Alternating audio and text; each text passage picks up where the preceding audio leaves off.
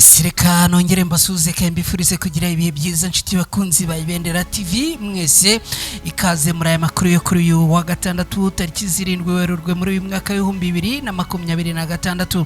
Reka nizere ko mumeze neza kandi mukomeje kugira ibihe byiza aho muherereye hose. Aya makuru ni munyemerere mbabwire ko igisirikare cya leta ya Congo FARDC kimaze kugaba ibitero hafi y'umujyi wa Sake hifashishijwe drone. Turaza kurebera hamwe uko ibi byagenze. Muri Katanga naho havutse umutwe urwanya ubutegetsi bwa leta ya Kinshasa. Turaza kunyarukira turebera hamwe uko ibintu byifashe. Uburundi leta yavuze ko bajura abatangiye kwadukana ubujura bwo kwiba imyanya y'ibanga y'abagabo n'amabere y'abagore. Ibi rero bikaba byaciye gikuba muri iki gihugu cy'u Burundi. Ibi turaza kubyinjiramo ku buryo burambuye. Ubu tuvugana Iran yamaze kurasa imwe muri radari z'ingenzi za leta zunze ubumwe za Amerika yari iri mu gihugu cya Jordania. Turaza kubyinjiramo ku buryo burambuye. Amerika ifashe umwanzuro ukomeye. Inganda za gisirikare zo muri leta zunze ubumwe za Amerika zimaze kwemerera Donald Trump gukubakane intwaro n'indege bajyaga bakora kugira ngo iki gihugu kibashe guhangana n'urugamba abahanganyemo n'igihugu cya Iran. Ibi byose rero nibyo tugiye kwinjiramo muri aya makuru ku buryo burambuye. Niba turi kumwe unyemerere unkorere like, uraza kuba ugize neza cyane. Ibari bwo bwa mbere ugeze hano ku Ibendera TV unkorere subscribe, uraza kuba ugize neza cyane. Reka rero munyemerere ibintu tubigenze kucyahanyema mu kanya gato cyane ngaruke twinjira muri aya makuru ku buryo burambuye.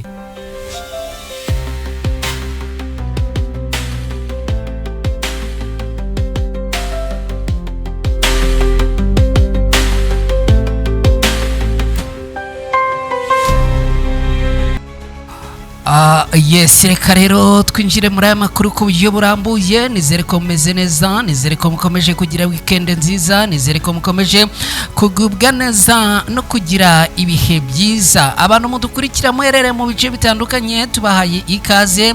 Abari mu Rwanda, abari muri Repubulika Iharanira Demokarasi ya Kongo, abari mu gihugu cy'u Buganda, abari mu Burundi, abari Kenya, abari Tanzania, abari Sudani, abari Malawi na Mozambique tubahaye ikaze. Abari muri leta zunze ubumwe za Amerika, bari muri Canada, bari mu Bubiligi, bari mu Buholandi, bari muri Australia, bari muri Norvege, bari mu Bufaransa, namwe tubahaye ikaze. Nitwa Mukada, ni ku Ibendera TV. Igisirikare cya leta ya Congo FARDC cyagabye ibitero bikomeye hafi y'umujyi wa Sake. Ingabo za leta ya Repubulika Iharanira Demokarasi ya Congo FARDC kuri wa gatandatu zagabye ibitero mu gace ka Mushaki ko muri teritwari ya Masisi mu ntara Kivu y'Amajyaruguru muri Repubulika Iharanira Demokarasi ya Congo. Mushaki ni centre iherereye mu birometero bibarirwa muri 20 uvuye mu mujyi wa Sake. Muri Gashyantare mu mwaka wa 2023 abarwanyi b'umutwe wa M23 bari bafashe cyangwa se bigaruriye iyi santere nyuma y'imirwano ikomeye cyane. Ubwo ingabo za Krafu zari ziri mu burasirazuba bwa Kongo zongeye n'ubundi gukubitwa inshuro n'abarwanyi b'umutwe wa M23. Biza kurangira rero M23 yongeye kwigarurira aka gace. Hanyuma rero ubwo abarwanyi ba M23 begukanaga aka gace, berukanye ingabo zirimo iz'u Burundi zari izifatanyije n'igisirikare cya leta ya Congo FARDC. Umuvugizi wa rwanyi ba Alliance Fleuve Congo M23 bwana Lawrence Kanyuka atangaje ko kuri uyu wa gatandatu ingabo za leta ya Repubulika Iharanira Demokarasi ya Congo zagabye ibitero bikomeye imushaki zikoresheje za drone. Amashusho bwana Kanyuka yashyize ku rubuga rwe rwa X agaragaramo inzu z'abaturage zasenywe n'ibitero, ndetse aha akaba yavuze ko ibitero by'ubugome bikomeje kugabwa n'ingabo za leta ya Kongo byica ndetse bikanaca igikuba mu baturage b'abasivile. Yunze magira ati mu gihe amaraso y'abasivile b'abanyekongo akomeje kumeneka, aba amenyereye kwigisha abandi bijyanye n'uburenganzira bwa muntu bahisemo guceceka mu gihe buteye isoni kandi burakaje, bikaba byongeye kugaragaza ubugiyagiya bukabije no kubogama mu maso y'ibyaha bikomeje gukorwa n'ubutegetsi bwa Kinshasa. Bwana Lawrence Kanyuka yashimangiye ko amaraso y'abanyekongo akomeje kumenwa atazigera aranzwa cyangwa se atazigera acecekwa, ahubwo ko agomba guhorerwa abyanze bikunze. Usibye imushaki no mu nkengero zaho ibitero by'ingabo za leta ya Kongo kuri uyu wa gatandatu kandi byanagabwe mu gace ka Gakenke muri Minembwe hari muri Kivu y'Amajyepfo muri Repubulika Iharanira Demokarasi ya Kongo. Ni ibitero byiciwemo abantu bagera kuri 12 abandi 8 bagakomereka. Abarwanyi ba Alliance Fleuve Congo 23 bakaba bavuga yuko ibi bitero mu gihe bikomeje kugabwa ku baturage b'abasivile, abarwanyi ba Alliance Fleuve Congo 23 batazigera babyihanganira. Ni ibintu bikomeye cyane. Dukomeje n'aya makuru, nyemerera tuyerekeze muri Katanga. Makuru aravuga ko naho havutse umutwe urwanya ubutegetsi bwa Kinshasa. Umutwe witwa Mouvement Debout Katanga pour la Libération du Congo MDKC watangaje ko nawo wamaze gutangiza intambara mu rwego rwo kubohora intara ya Katanga n'abanyekongo muri rusange. Ubutegetsi bw'igitutu bwa Perezida Tshisekedi bukomeje kubashyiraho. Umuvugizi w'uyu mutwe witwa Colonel Ngoyi Kumwimba Tigre mu itangazo yasohoye, rikaba ritangazo ryashyizwe hagaragara ku munsi w'ejo tariki ya 6 Werurwe, yavuze ko abarwanyi bawo bamaze kwigarurira uduce twa Rusinga na Nkonga two muri teritwari ya Mitwaba ni mu ntara ya Katanga muri Repubulika Iharanira Demokarasi ya Kongo. Uyu mutwe uvuga ko ibihe Katanga n'abaturage abayo cyo kimwe na Repubulika Iharanira Demokarasi ya Kongo muri rusange bari kunyuramo ngo birenze urugero rwo kwihanganirwa, akaba ariyo mpamvu rero ngo abanze ko abakomeza kubaho muri ubuzima, bakaba nabo ngo bahagurukiye urugamba bakabashaka kwibohora.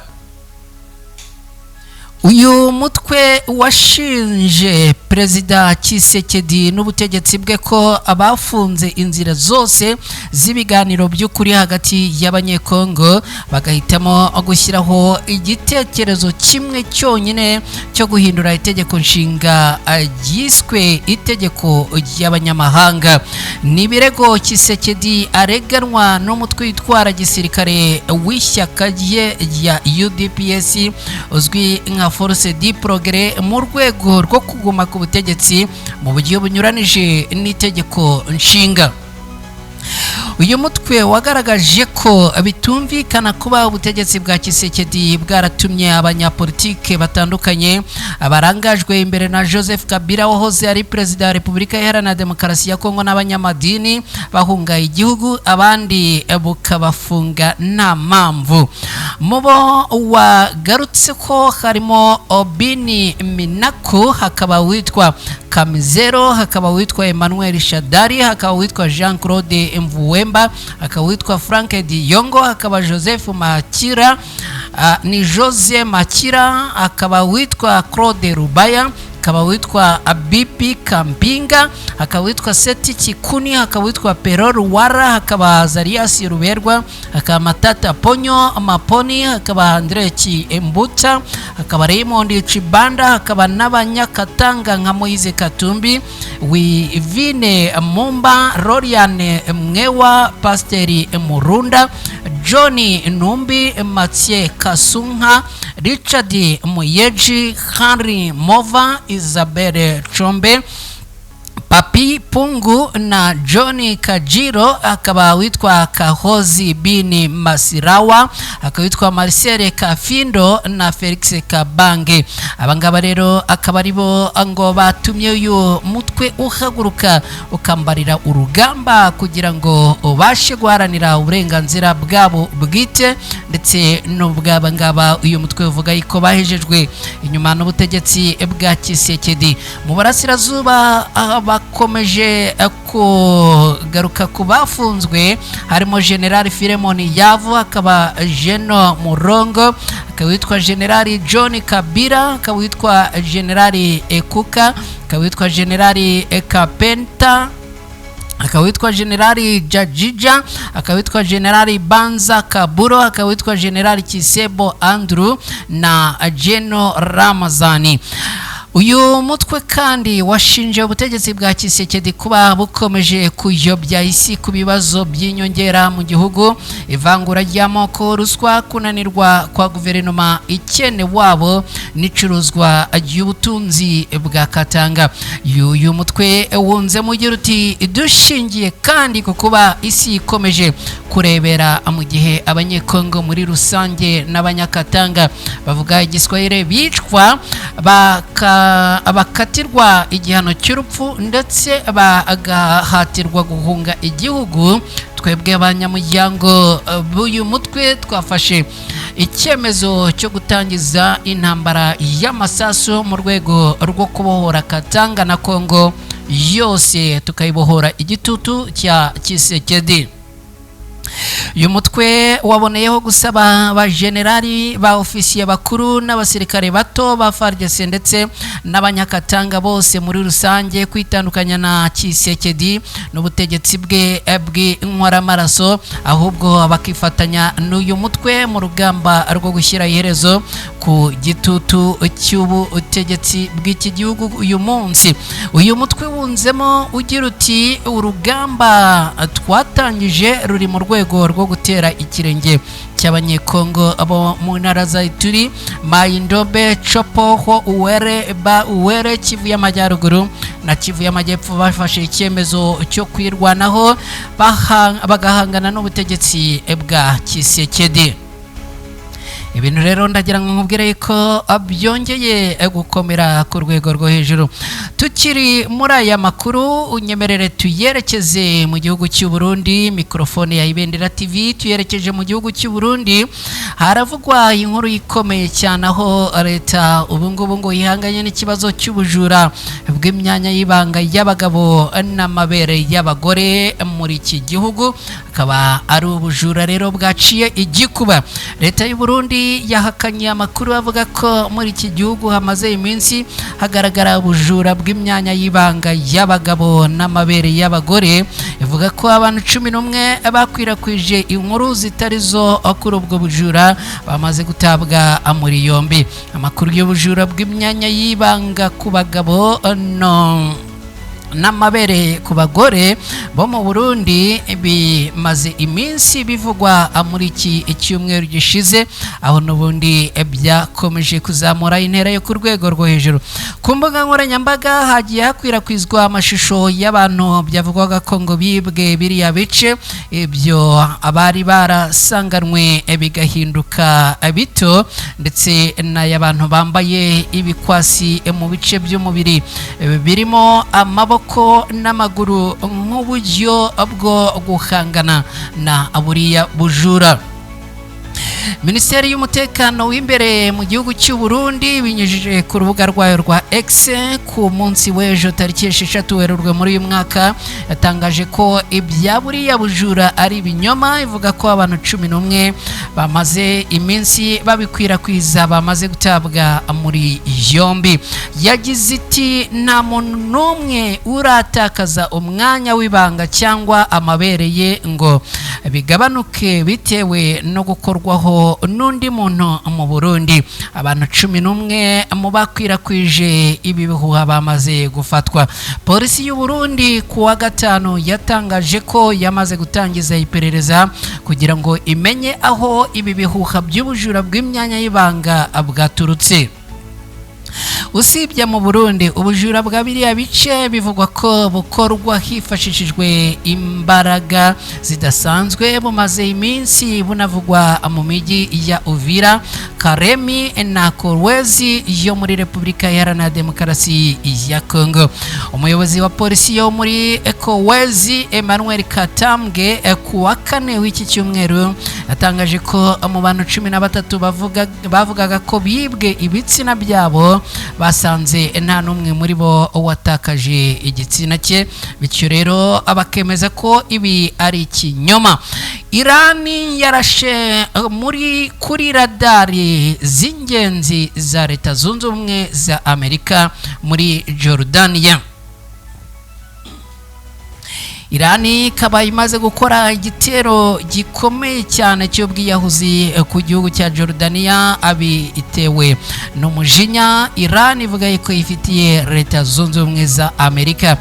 Irani yangije bikomeye imwe muri radari zikomeye Leta Zunze Ubumwe za Amerika yifashishaga mu bijyanye n'umutekano iri muri Jordania, ifite agaciro k'amafaranga $300 y'idolari ya Amerika.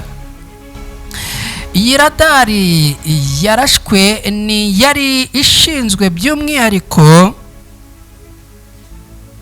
kurwanya ibisasu byaturuka mu bihugu byo mu burasirazuba bwo hagati, aho yakoranaga n'ubundi bwirinzi bwa Amerika bushinzwe kurwanya ibisasu bitaragera ku butaka bwa Amerika buzwi nka THAAD. Amashusho ya satellite yagaragaje ko radari izwi nka RTX-NATP-2 n'ubwirinzi bwa Amerika buzwi nka THAAD biherereye muri mu birindiro bya Moafak SRT ya base muri Jordania byangirijwe cyane. Ni amashusho yagaragaye mu minsi ya mbere y'iyi ntambara. Birakekwa ko ibyo bikorwa remezo by'ubwirinzi bw'ingirakamaro bwa Amerika byangijwe kuwa 28 Gashyantare no ku itariki 3 Werurwe muri uyu mwaka w'2026. Umuyobozi wungirije w'umuryango ukora ubushakashatsi ku bikorwa bya gisirikare kuvuga Foundation for the Defense of Democracy yitwa Ryan Brotz yagaragaje ko biramutse ari byo byaba ari imwe mu nsinzi ikomeye Iran igezeho kugeza ubu ngubu. Icyakora yakomeje agira ati igisirikare cya Amerika n'abafatanyabikorwa bayo bafite izindi radari zishobora gukomeza gutanga amakuru ku bitero byo mu kirere ibigabanya igihombo cy'iyo yangijwe. Ku itariki ya 6 Werurwe ni ku munsi w'ejo, Reuters yatangaje ko ingabo za Irani ziri kugaba ibitero bigamije gusenya radari ziri muri Leta Zunze Ubumwe z'Abarabu muri Jordania ndetse no muri Qatar.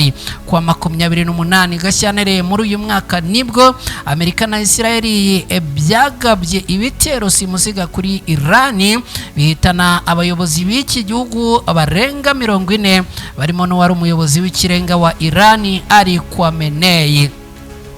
Kugeza ubu rero Iran ikabivuga yuko izakomeza kwihagararaho ndetse igakomeza guhangana n'ibi bitero kuva ku munota wa mbere kugeza ku munota wa nyuma, kandi ikavuga yuko bizarangira irimo kwihaniza Leta Zunze Ubumwe za Amerika.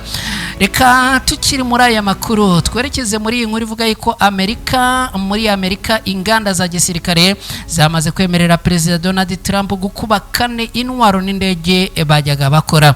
Ku munsi w'ejo tariki 6 Werurwe muri uyu mwaka, inganda zikorana n'igisirikare cya Leta Zunze Ubumwe za Amerika zemereye Perezida Donald Trump gukuba 4 intwaro n'ibindi bikoresho bya gisirikare zikora mu gihe intambara yo mu burasirazuba bwo hagati ikomeje. Uyu mwanzuro wafatiwe mu nama yahuje Perezida Trump n'abayobozi bakuru bizi inganda zirimo Bayer System na n'uruganda rw'Abongereza, akaba urwitwa Boeing ikora indege, akaba urwitwa Honeywell Aerospace cyase ni Honeywell Aerospace, akaba n'izindi zirimo urwitwa Harris Missile Solution, akaba witwa Lockheed Martin, akaba witwa Northrop Grumman na Raytheon.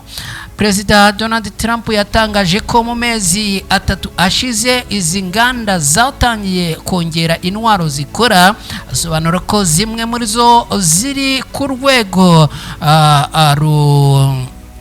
rwo hejuru ruhanitse n'izihambaye zakoreshejwe mu bitero Amerika iri kugaba muri Irani n'igihe Nicolas Maduro wayoboraga Venezuela yafatwaga. Izi inganda ngo zimwe mu ntwaro zakoze ziri kwikoreshwa, izindi zirimo gukoreshwa, izindi zikaba zarakoreshejwe muri ritabwa muri yombi ya Maduro.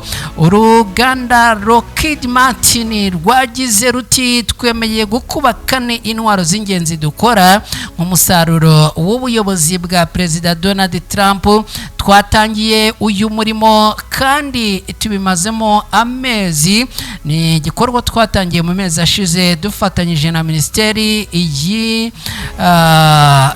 na Minisiteri y'Intambara muri Leta Zunze Ubumwe za Amerika.